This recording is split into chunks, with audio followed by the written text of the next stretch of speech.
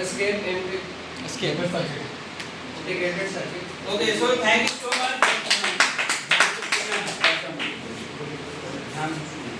पहले एड्रेसिंग कर देना.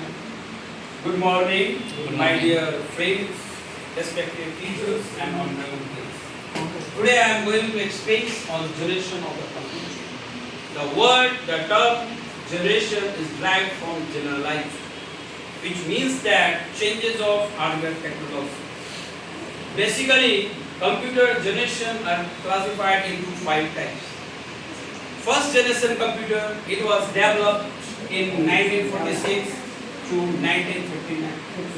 During this era, it was based on vacuum tubes. Vacuum tubes means that it occupies a large space. It needs AC. It consumes electricity. It take input from punch card. In first generation language, we use machine language. In first generation, basically we use a batch operating system.